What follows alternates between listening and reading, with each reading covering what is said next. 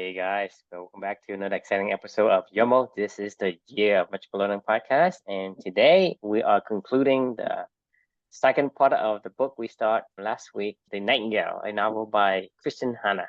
So this is part two of two. Yep, excited about it. An emotional one. So the book's an emotional book, to be honest with you. I mean, it's a really. I know you're not a big fiction reader, I don't think, right? Nope. Yeah, I mean, obviously, I know I talk. You know that I'm not a big fiction reader, but this is one of them that I would recommend. Did you see that? The commercial? No. Yeah, there's a movie coming out called The Boys in the Boat, based on the book that we talked about a couple weeks ago. I just saw it as I was scrolling through, getting to this reflection for the day, and I was like, oh, yeah, hey, it's a movie now. I can't wait to watch it. The Nightingale is just one of those books that's just like an emotional tearjerker, and I really enjoyed it. So, I mean, it's something I would recommend to other people if they wanted to check it out. Without trying to give away the ending of this book, I don't know if that's like the showstopper of the book overall, but I'm going to try to give a little bit of context here without giving away the ending of the book in case anybody wants to actually read this.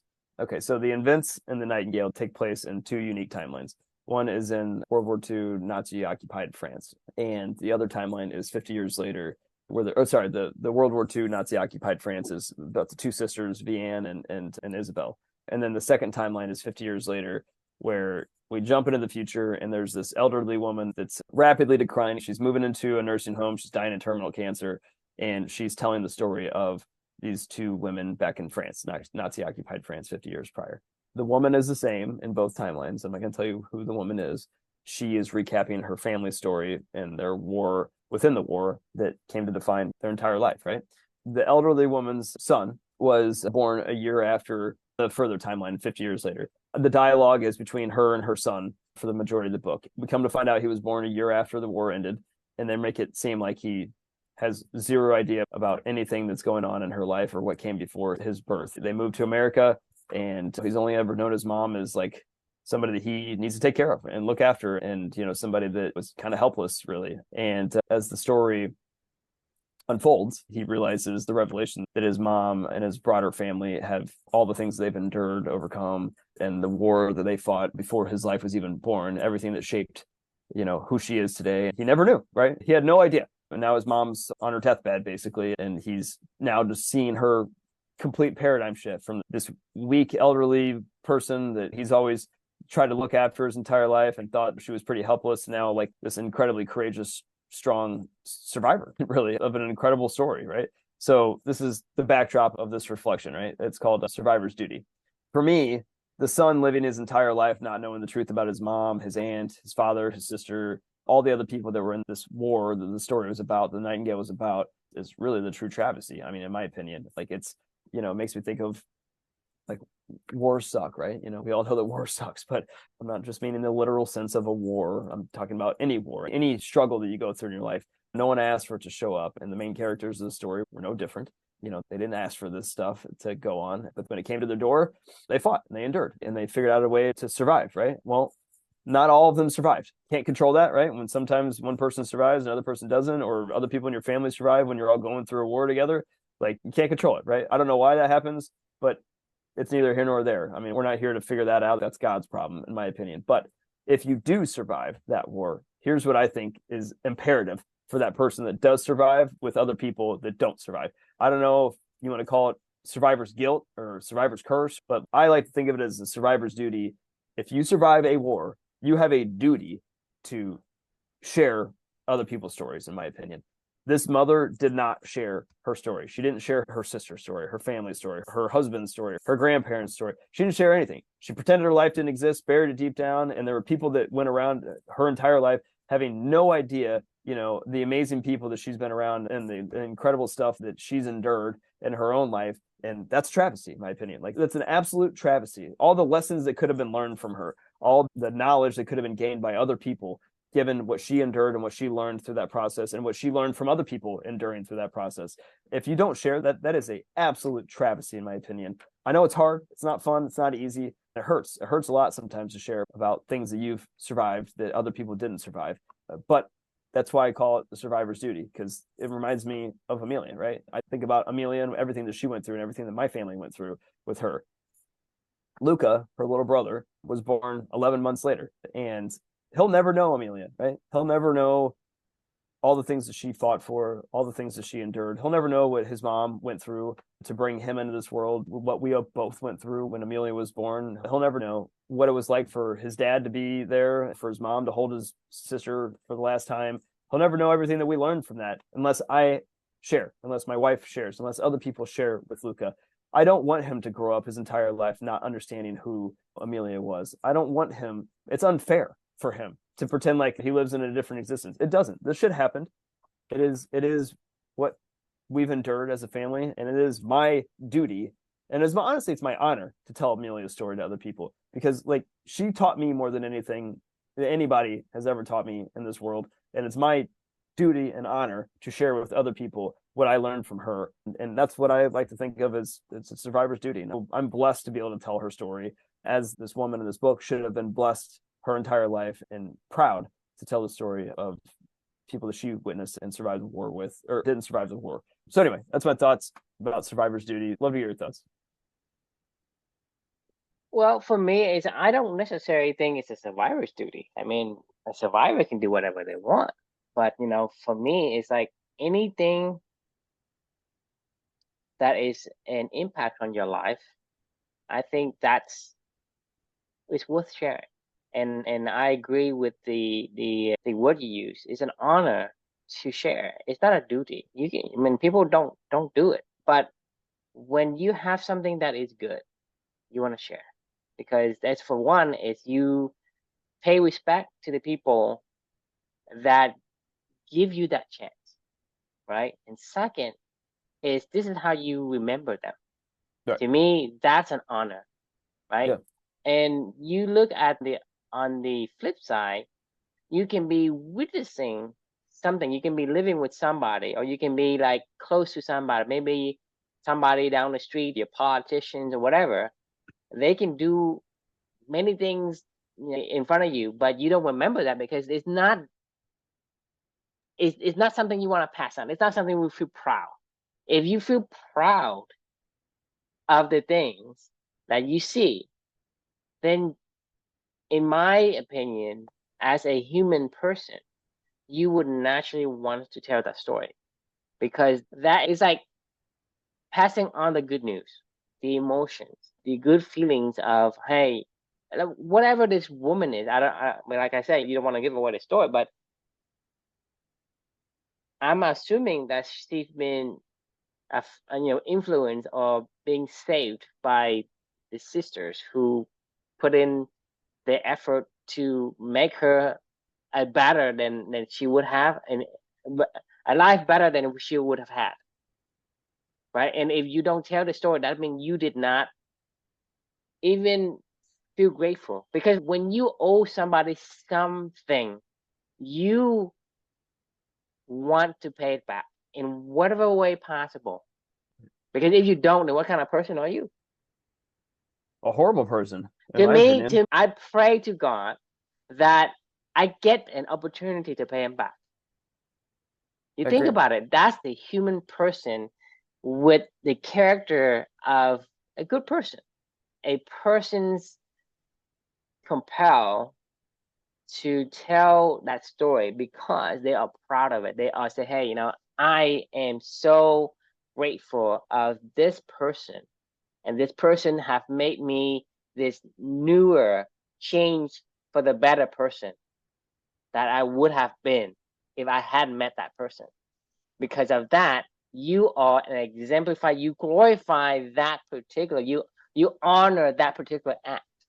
You think about it. So that means, to me, I really agree with the honor. Like, let's say you survive something, but it wasn't something you want. Then how will you be compelled to want to share a survivor's duty isn't to do that. I mean, I think you have to let your natural being be who it needs to be, which is, as a person, you are compelled to want to share ideas that are good, that are worth passing on, that are beneficial to other people. And I think that is just a natural way that we are, through evolution, have been accustomed to. So I think it's harder to share your own traumas with everyone. You don't want people to think of you as a victim, right? But I think that's what I'm saying is I do think it's hard, but when you have a reason to, then I always that, whatever, I guess, circumstances that you feel not up to it. I guess I wasn't totally finished that thought. If something happens to you personally and you survive it, I don't know that you have a duty to share that to other people if you don't want to, or even whatever you want to call it, right? You should. Right. It's not a duty, but the thing is, as a person, you are going to want to repay the deed that somebody give you.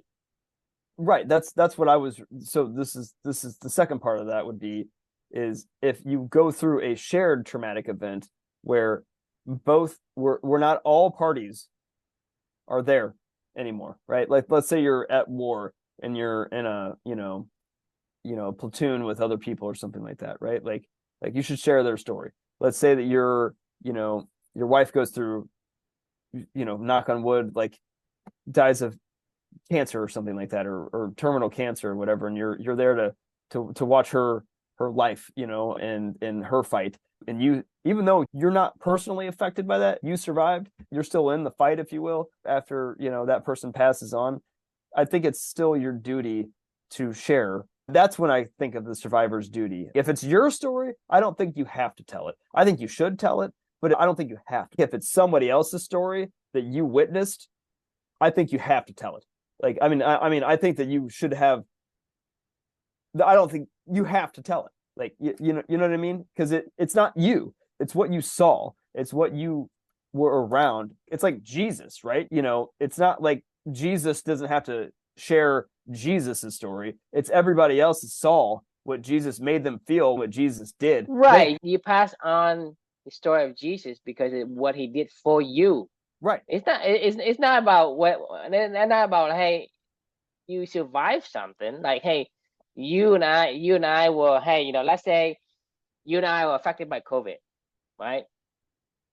Either you or me died of COVID and I survived. And I'm sorry with it. I don't feel anything. I don't feel a need to share. Hey, I know Chris and he just died of COVID.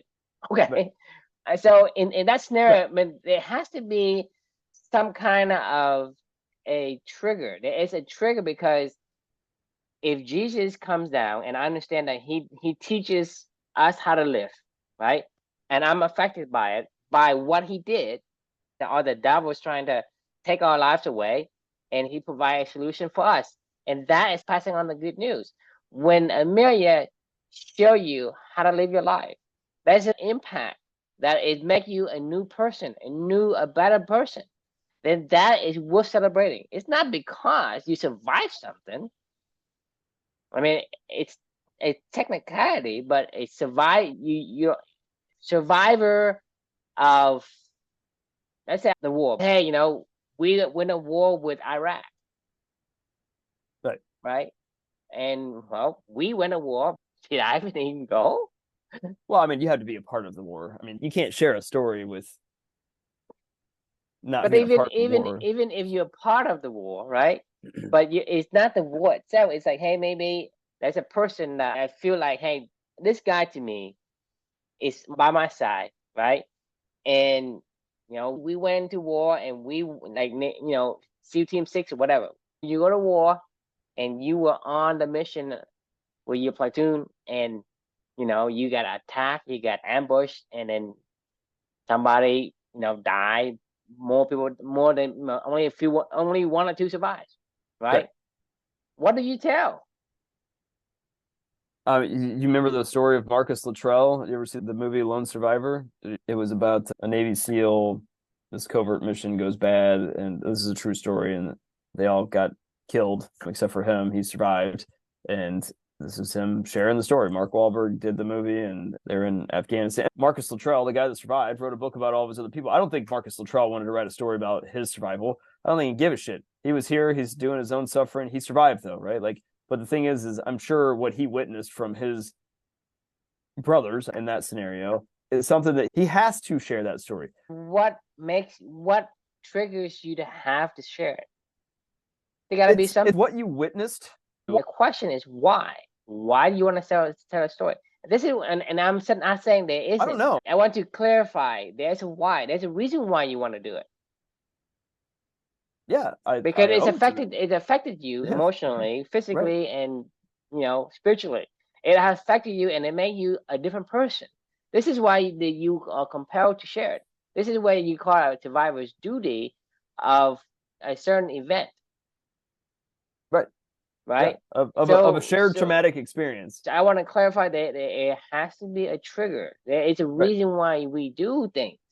It's Yeah. not because we are in, let's say we're in bunk together in some kind of a crack house, and then certainly we get raided by the police, and we got shot, for example. I mean, is that worth sharing? No, that is not. I survived. I didn't get killed, but is that worth sharing? It's not worth sharing. I don't care. You've survived. Well, I don't know. I don't actually know that that's not. Now that you say that, I don't. I'm going to retract my statement. And you should share it because there's a lot of nitty gritty bad experiences out there that people need to understand and know about. It's what you learned from people. I'm not saying that they were heroic. You still need to share, right? Other people need you learn. Marcus Luttrell probably learned more about humanity and with what he witnessed from his fellow brothers and what they Right, fought and for. that's exactly what I was saying is he have a positive impact by that event. And therefore, he wants to tell, he is compelled to tell. There is a reason why he is compelled to tell, because he have gained something from that experience that is worth sharing. That's what I'm saying is something worth sharing. If it's not worth sharing, then there is not really, no one's going to share anything, because what is it that you are supposed to get out of it? There's something you learn from it. You can't just say, hey, hey, Chris, go and climb Mount Everest. If you survive, come down and tell me about it. Yeah, I know. You go free solo on some Right. kind of cliff. If you survive and tell me about it, I don't fucking care. I don't care. I don't need you to. This David Goggins. I'm the Can't Hurt Me book. I'm reading it right now. All the crap that this guy's done, surviving 4,700 pull-ups, to set the record for most pull-ups in history, Guinness Book of World Record, whatever it was, and all the crap that he endured. I don't care. Good for you, man. Like, you chose to torture yourself. Oh, hey, you ran through Navy SEAL training with duct tape strapped to your shins so you could run because you had 2 broken shins, and you still survived. I don't care. Like, I really don't care. Nobody told you to do that. Like, that is not impressive to me at all. Like it's the events that come to your right shore. Because the thing is, you don't benefit from that particular surviving story. No, no. I mean, you can. I don't care. If anything, I don't want you to share your self-imposed traumas to me and say, hey, this is what I learned from my own self-imposed trauma, right? Like, I don't care. Like, I mean, that's stupid to me. This is like what we talked about of like climbing Mount Everest before in the past with Into the Wild with John Krakauer, right? I have never been more disgusted in my life than reading that book. And not because I'm like, don't get me wrong, the book was incredible. Just from a sheer suspense and drama, it was very, very, very intense. If you're into that, great. It's a great story. Sure, David Goggins is a great story, but like self-imposing torture on yourself, and then, in a weird way, John Krakauer was doing his survivor's duty because he survived. But I think the message that he brought back was why? Why did this happen? Why did we have to have that happen for no fucking reason at all? And that's what I'm thinking too. Is like, why did that? If David Goggins were to die, I'd be going on one of his insane runs or whatever that he's killing himself for. What his first ever 24-hour run that he ever did. He was totally unprepared, untrained, had no idea what he was doing, and he started peeing blood. Like, he was in renal failure. Like, if he would have died from that, like, I would have been like, I don't care.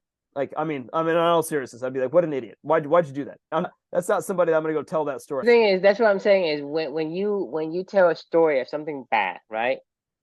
All you're doing is making people want to copycat you, make society worse. So to me, this is what I'm saying. It is. I'm reading your word here. It is my duty and honor to share my daughter's war with the world.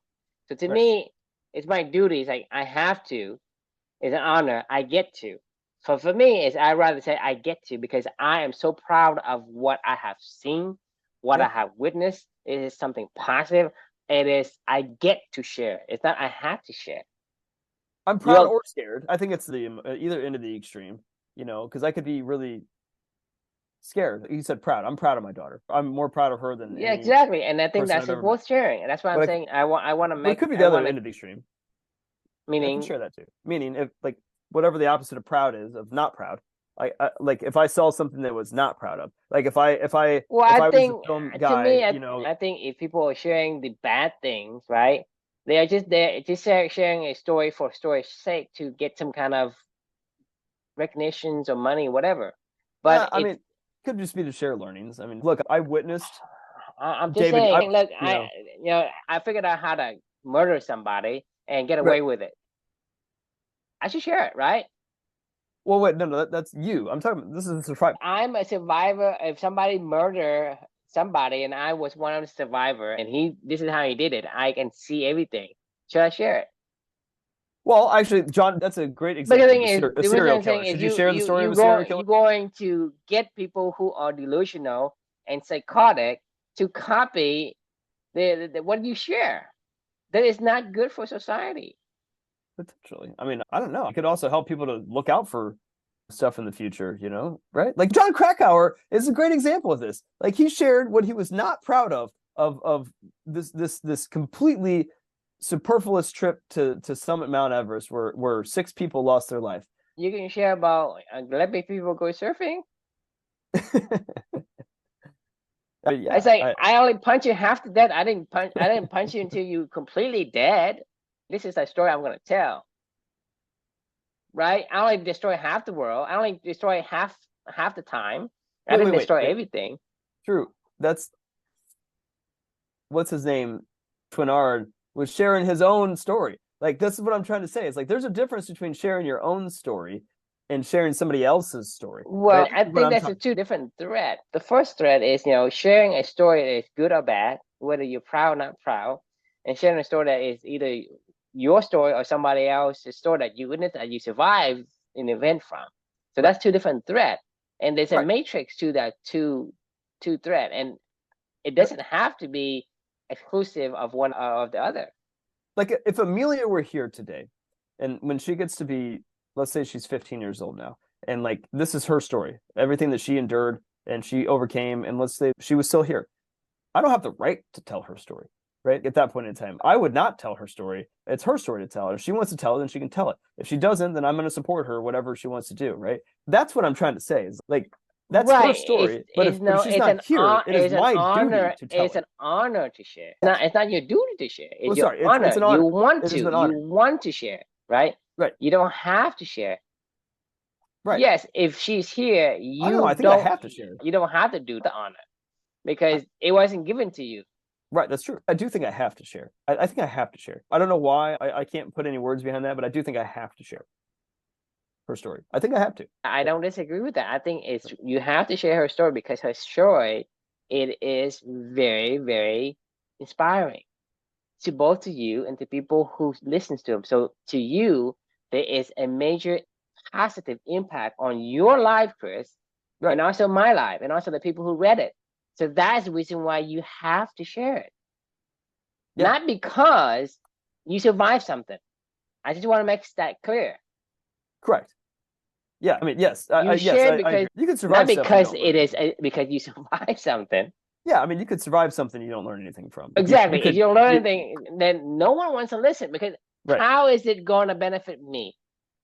Well, I'm in a fraternity or something like that, and a kid. You survived some hazing, okay? So well, no, not me survive.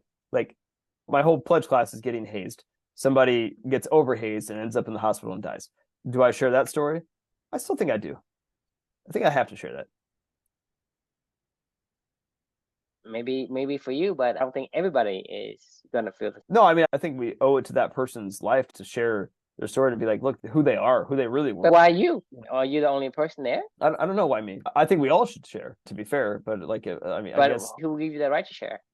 No, I don't know the answer to that. Can I go and share Amelia's story? If you were there. But I read the book. Oh, I mean, yes, I've given you permission through reading the book to share Amelia's story. Exactly. Yes. That's what I'm saying is there has to be given permission. If the thing is, let's say the people that get hazed and 1 or 2 persons pass away by the hazing, and the immediate family who has the right to them doesn't want it to be out. So you don't have the right to share it. Right? But they weren't there. It doesn't matter. You don't have that right. So your daughter, because you are her father, when she passes, you inherit that right. Interesting. So if I was in the military and I got killed in action in Marcus Luttrell's group, does Marcus Luttrell have the ability to tell that story of his other platoon mates that didn't survive? He has to ask permission from the family.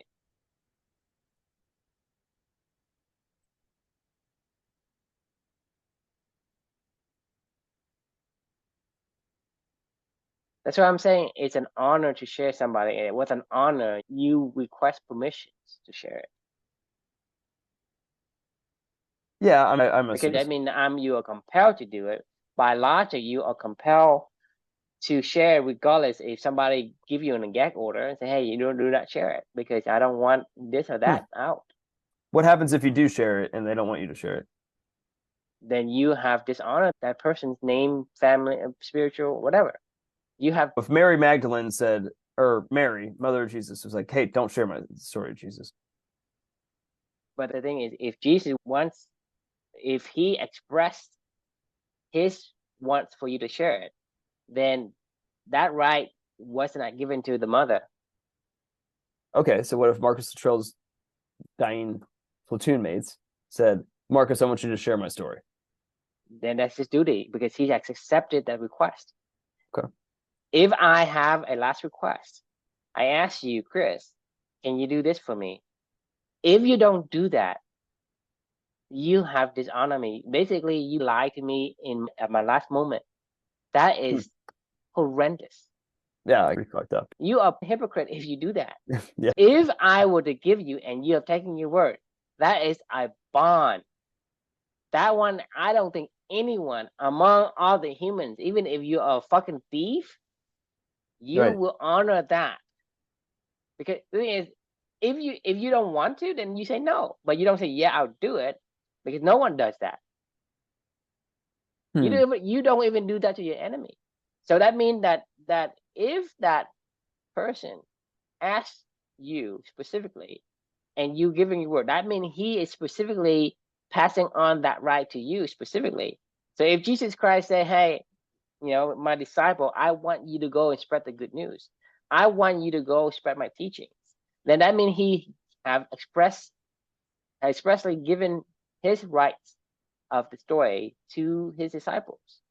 It doesn't go back to the default to Mary. No, that was a turn I didn't think this conversation was going to take. That's interesting. Philosophical debates of survivors' duties, because, I mean, who knows what's right and what's wrong? I mean, I like. But that's what I'm saying. We have to be clear what a duty means, right? If you have taken up the responsibility, you have accepted a request and ask, then it is your duty to do that. Yeah. Because the person who have request that asks onto you, they can no longer make that change. Yeah. Interesting. Who does the right belong to? So if you were to give in the stories, right, and everybody tell the story, but everybody tell from different perspectives, well, this person's name is going to be in ruin just because, and you don't want to do that. Especially if you respect that person enough not to stain his name in his legacy. What's the lady's name?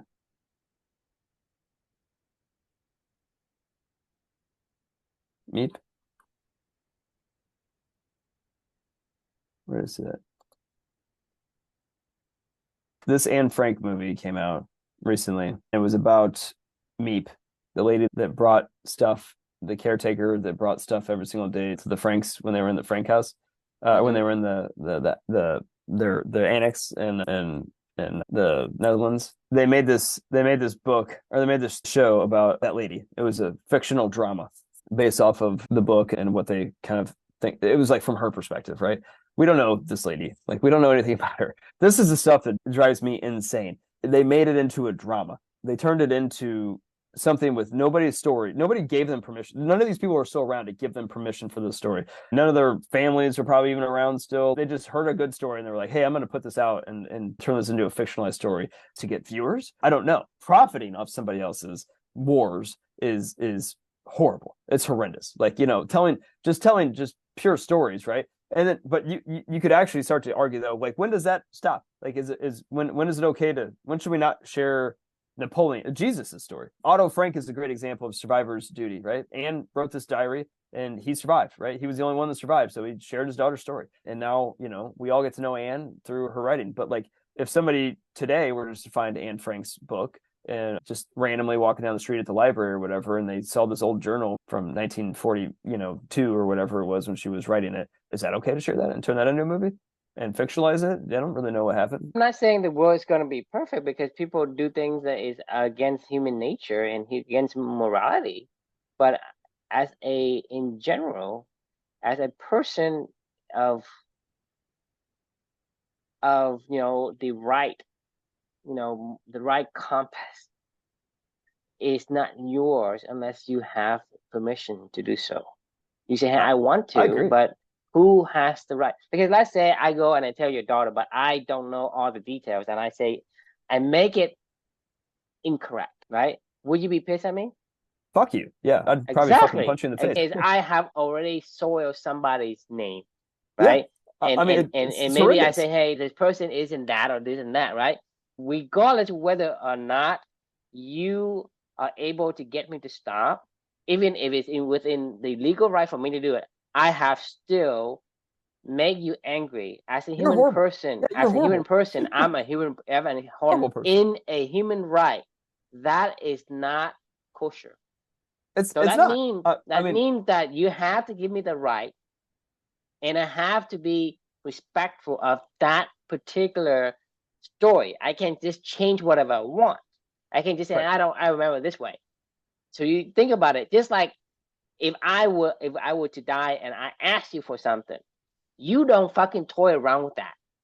Yeah. Because I'm dead. There's no way for me to go back and hold you to it, right? But even then, no one fucks with that concept. No one.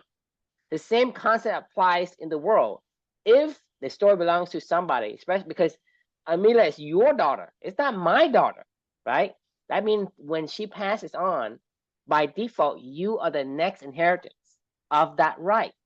Well, I cannot get it from you, because if I were to do that, then you're going to be so angry, but you're going to hate me so much. And that hatred alone justify the fact that I'm not the righteous person. I'm not a person, right?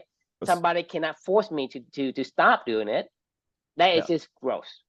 It's gross. It's very gross. You ever watch The Crown on Netflix? It's about the British monarchy. It's called The Crown. You ever I don't watch a lot of movies. it's like the best show on TV. Like the Titanic. No, but this is like multiple seasons. It's a Netflix show. It's not just a movie. It's like multiple seasons. Series, right? It's a series, yeah. And it's a dramatization of the British monarchy, and it started with Elizabeth's dad back in like the just early before World War II, up to her coronation, and then it goes all the way through to right now we're at Diana's death, right? And it's like been multiple seasons of, they'll take like one chunk of history with the British monarchy and they'll dramatize what they the events that happened. I love the show, it's great, but they've never really touched on any actual tragedies other than, I guess, there was one guy that died either here nor there.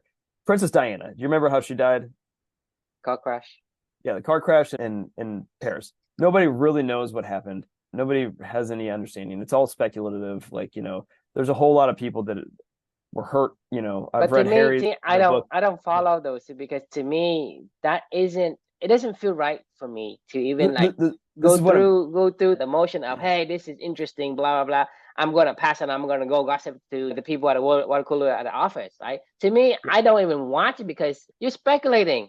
It's gross. What happened? You saw somebody's name for what? For your own particular gains? I was disgusted by this. So I love watching The Crown. And then they get to this, the whole first half of the last season of this show is dedicated to Diana and her relationship with Dodi Al-Fayed, the guy that she was with when he passed away. Nobody knows anything about it. This is pure gossip shit that they're building up to this. They're even incorporating William and Harry and interactions they had and speculating where she was and what they were talking about in the last few hours. They were dramatizing all this stuff, right? For a Netflix series. And I'm sitting there thinking to myself, like, what the fuck do these people think they have the right to do this? Like, if I'm Harry or William or anybody that loved Diana, like her family, her brothers, whatever, and I'd be like, you guys have zero idea what went on. Like, nobody really knows because everybody died that was in that crash. Like, it's 100% speculative. Like, talk about like, the anti-survivor's duty. Like, this is shit that is disgusting when you steal other people's stories. You imagine from Harry's and William's perspective, from their family, they're gonna hate whoever created a story. But I say, it's not like they can do anything about it because it's in America, right? But they're dramatizing their pain and their suffering. Like, that's fucked up. But that's the thing. They could not force these people to stop. But at the same time, it's still wrong. It's still wrong. It's wrong. As a human person, because I guarantee you, from their family perspective, that's more disgusting. Even for you and me, imagine putting ourselves in their shoe. We feel disgusted, and they would be 100 times more disgusted than we are. I mean, I can't imagine what they must have. How would I tell it? I wouldn't tell it to the point where, okay, how do I make it act? Why did it inspire me? Versus, hey, this happened, and pride. And then dramatized it. Like, they literally made up. Like I say, you tell a story for your own personal gain. This is for money. This is why it's pure and simple. I said, for money. It is for money. So hey, let's say I want to tell the story of the soldier that you talk about. Maybe he wanted for the money. If we were asked to share the story, and that's his duty. But if he had to share it because it's his duty, but he make it so that he can get gains out of it, then you have dishonor that right. You have dishonor that person. I agree. In Asian country, honor, it is something that is most sacred. Just as if somebody is dying and their last request is given to you. They say, hey, I'm asking you to do this for me, right? Please do this for me. And you say yes, right? If you say yes, then it is your honor because he is giving you that right. That right he would have given to you. So when you honor somebody, it's on a positive note. It's not never on a negative note. Like the word quit and the word endure. The word endure is same as quit, but it's only one sign. It's endure for something worthwhile. For the worth going through the obstacle. It's worth it. It's worth more than the thing that you go through. That's why the endurance has a positive meaning versus the word quit. Never quit. It has a different. The only reason why we have the Diary of Anne Frank? Because her dad wrote it. Or she wrote it. Well, her dad found it, read it, edited it, compiled it, and turned it into a book. But she wrote it, and then the inheritance. Nobody would have ever have seen Anne Frank's diary. If somebody found the diary, the kind of story they tell, it wasn't necessarily to honor her. Right. Yeah. Because her dad, what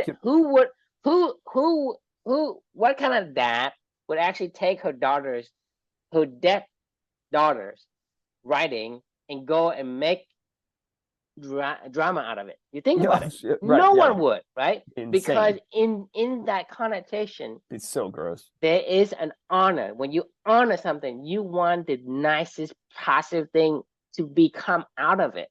Not just because you're going to tell some kind of facts, right? You do tell facts, but there is a certain perspective that you will give. And you're not going to go and I'm going to tell whatever. You say, I need to find out what does it mean by this. You want to know as much as possible so that you can honor that person. So that what honor is, it means so much. It does. So much. I mean, I agree. It's not something you take lightly. I 100% agree. So anyway, all right. I think I'm out of words in this one, and I'm also out of energy for the flu that Luca has given me. So a question I think that I wanted to leave with everybody would be, Are you running away from the stories that shaped your life, or are you ready to share them with the world? Yeah. Do you have the honors? The honor. I mean, Right. if it wasn't given to you, All right, good point. right? Agreed. Well, thank you for a great conversation, and we will see you all tomorrow night for New book. number 341. Thanks for joining. We'll see you soon. Good night.